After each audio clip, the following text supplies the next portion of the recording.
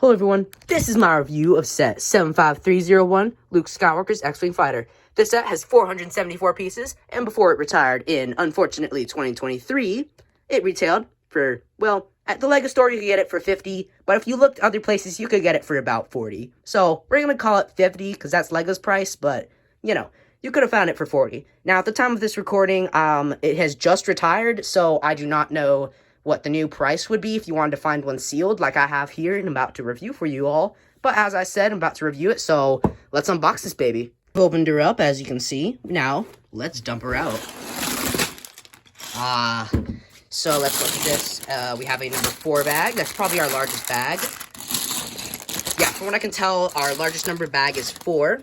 We have a sticker sheet and a instruction manual. Now, as you can see, mine is a little bent there, but compared to it being, like, all creased over like that and flattened like I've had other instruction manuals in the past, I think that tiny little bend there, I think that's probably acceptable in this case.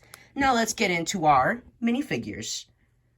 Our first minifigure in the set is Luke Skywalker. He is in his pilot uniform, so he is in his, like, orange jumpsuit.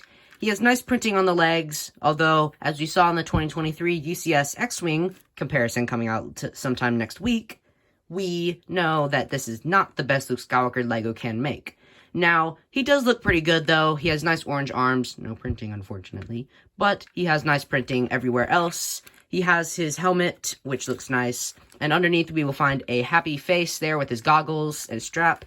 And then a face with the goggles up and a nice smile. And he also has his blue lightsaber, although it's definitely an odd inclusion because there's no enemies in this set, so he doesn't really need it to fight them, because, you know, he actually pilots that X-Wing back there. Our next minifigure up is Princess Leia. Now, she has the dress piece here, and some nice printing all over, and we have some nice printing for the torso there with her belt there, and her hood piece at the back. She has her hair piece there with her buns there. She has a nice silver blaster. And up top, we can see a smile. And if we remove that hairpiece, on the other side, we can see a smirk. Now, of course, a blaster is also redundant in this set because there are also no, you know, bad guys to fight. Also, General Dodonna also has a weapon, but of course, redundant. Our next minifigure is General Dodonna. He has nice waist printing, and also, he has come in one other set. This is one of 2. He recently came in the Yavin 4 playset from 2023, but before this was the first General Dodonna minifigure. In 2021, they got to see their first General Dodonna minifigure, and I think he was pretty good. He has nice waist printing, as I said, great leg printing, no feet printing, but I don't think he needs it. He has great torso printing for his jacket. He has those little red dots to signify his rank. He has some nice back printing, and he has a blaster, but again, redundant. He has a nice face print. He uses the Dr. Emmett Brown from Back to the Future hair. He has a nice beard and, smirk, stern look. And then on the other side, he has, like, an angry face. And if they had included a Stormtrooper, the blasters for these guys would not be redundant. But there is no Stormtrooper in this set, so I personally think they should have swapped General Dodonna or Princess Leia for a Stormtrooper, and then the blasters and lightsaber in this set would not have been so redundant. What is not redundant, though, is the inclusion of R2-D2. Now, this is not the best R2-D2 we can have. He has his dome printing, as we can see, is still not the best, but he also does not have any back printing, which is unfortunate, and though this set did retire last year, so thankfully, LEGO's trying to get rid of all the R2-D2s that don't have back printing, so hopefully that's what's going to happen. So there will probably be a day when there won't be an R2-D2 without back printing on shelves. Probably in the near future. Looking at the X-Wing, we can see it really does look spectacular. For the nose, we have a new brick-built design that is different from the other X-Wings we've seen in the past. Hold on. I have the 2019 Poe Dameron X-Wing, and we can see they use this piece here for the nose, and they have changed that design up. Although, this is like a $50 X-Wing, and this is like a $90 X-Wing. So, they've definitely downsized the X-Wing, as you can tell. It's definitely shorter in all areas, but I think for that $40 less, we're really getting a good value. Now, looking at the X-Wing, we can also see the nose, as I said, is in gray, and that this is the appropriate color compared to the UCX X-Wing, which should have been gray, but is unfortunately white. Now, we have a sticker with that tan yellowish detail there, And we have some white, and we have the red stripe over here with a little whiteness there. And thankfully, we have landing gear, but surprisingly, it's not retractable. For whatever reason, this is like this, so you can land it, and most of the time, if you're landing on a flat surface, then it'll just fall into place like that. This is really cool because I hate it when you have to, like, pick up the ship, then you have to, like, fold in the landing gear, then you can go zoom away. But with this, you can just pick it up and go zoom away. Now, speaking of zooming away and holding it like this, if you push your hand a little forward, you'll see this little gray knob here.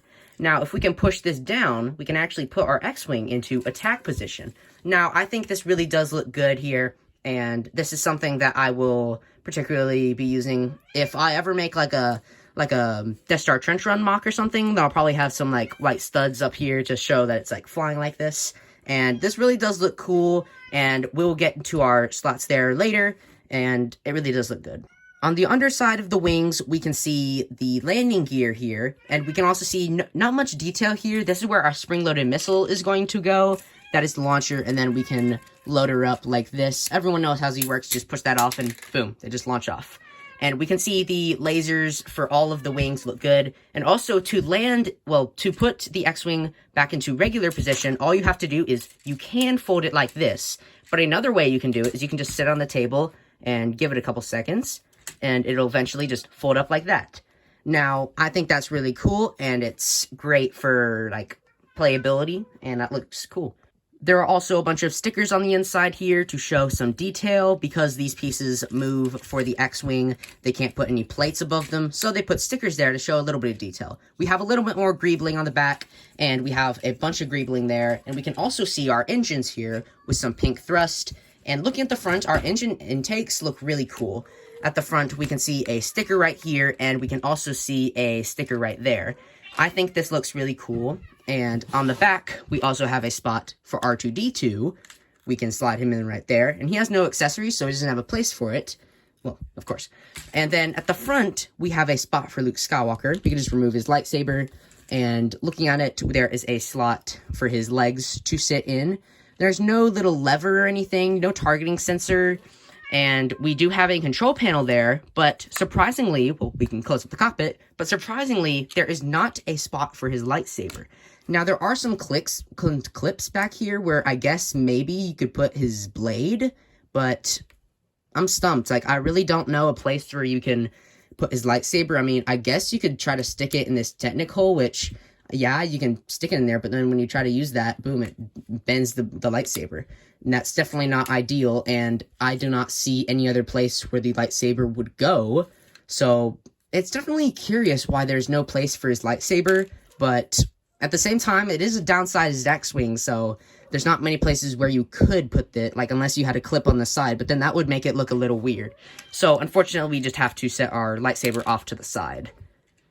The last thing I'm going to talk about is the swooshability. You can fly it around like this with it just in regular cruising speed.